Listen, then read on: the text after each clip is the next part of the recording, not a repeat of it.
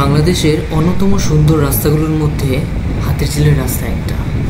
রাস্তার সৌন্দর্য আরও বেশি ফুটিয়ে তুলেছে রাস্তার দুপাশের গাছগুলো, হাতিরঝিলের প্রতিটা ব্রিজ, চক্রাকার বাস সার্ভিস, ঝিলের পানি, যেখানে এখন বোট চলছে প্রতিনিয়ত, যা আমাদের যাতায়াতের ব্যবস্থাকে এক অনন্য মাত্রায় নিয়ে গেছে। যেখানে আগে রামপুরা থেকে মগবাজার পর্যন্ত যেতে ঘণ্টাখানিক সময় লেগে যেত, সেখানে এখন বাসের মাধ্যমে 5 থেকে 10 মিনিটের মধ্যেই পৌঁছে যাওয়া সম্ভব এবং বোটের মাধ্যমে 20 থেকে 25 মিনিটের মধ্যেই পৌঁছে যেতে পারছি। এছাড়া বোট দিয়ে যাতায়াতের মাধ্যমে আমাদের সময় বাঁচতেছে, জ্যামে পড়তে হচ্ছে না, পাশাপাশি বিনোদনেরও ব্যবস্থা হয়ে গেছে, যেটা আমাদের নৌকা ভ্রমণের শখটা পূরণ করছে। আজকাল ঢাকা শহরের মধ্যে এত বড় খোলা জায়গা পাওয়াটা খুবই দুষ্কর। এই হাতিরঝিলটা গুলশান, নিকেতন, বাড্ডা, বনশ্রী, রামপুরা, মহানগর, মধুবাগ, নয়াটলা, মগবাজার, এফডিসি, 7 রাস্তা, কারণ বাজার, ফার্মগেট, তেজগাঁও, বেগুনবাড়ি, কুনিপাড়া, পুলিশ প্লাজা, এই পুরো জায়গাটাকে নিয়ে তৈরি করা হয়। হাতিরঝিলটা যে এতটা বড় এরিয়া নিয়ে তৈরি সেটা আমারও জানা ছিল না আগে। ঠিক 2013 সালে প্রথমবার হাতিরঝিলে যখন বন্ধুর সাথে দেখা করতে যাই, তখন পড়ি এক বড় বিড়ম্বনায়।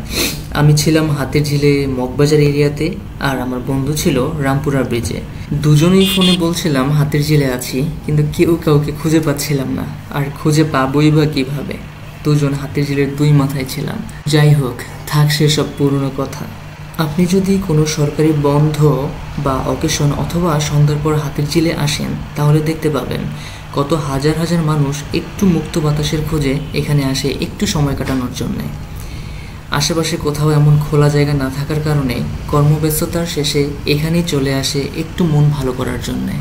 তবে বর্তমানে হাতিরঝিলের পানির যা অবস্থা, তা খুবই বিরক্তির কারণ হয়ে দাঁড়াচ্ছে দিন দিন। সঠিক পরিকল্পনা এবং তত্ত্বাবধানের মাধ্যমে এই সমস্যার সমাধান করা সম্ভব খুবই দ্রুত। হাতিরঝিল প্রকল্পটি বাস্তবায়ন ও তদারকি করছে বাংলাদেশ সেনাবাহিনীর স্পেশাল ওয়ার্কস অর্গানাইজেশন।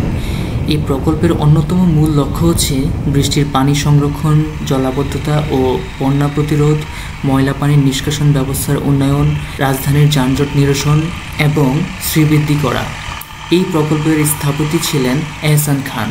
তা আশা করি দায়িত্বপ্রাপ্ত ব্যক্তিরা যদি এদিকে একটু লক্ষ্য রাখেন, তাহলে খুব দ্রুত এই সমস্যার সমাধান হয়ে যাবে এবং হাতিরঝিলের আশেপাশের মানুষগুলোর স্বস্তির নিঃশ্বাস নেওয়ার জন্যে দুর্গন্ধমুক্ত একটি পরিবেশ তৈরি হবে। দেখা হচ্ছে অন্য কোনো ভিডিওতে। সে পর্যন্ত ভালো থাকুন, সুস্থ থাকুন, আল্লাহকে স্মরণ করুন। আসসালামু আলাইকুম।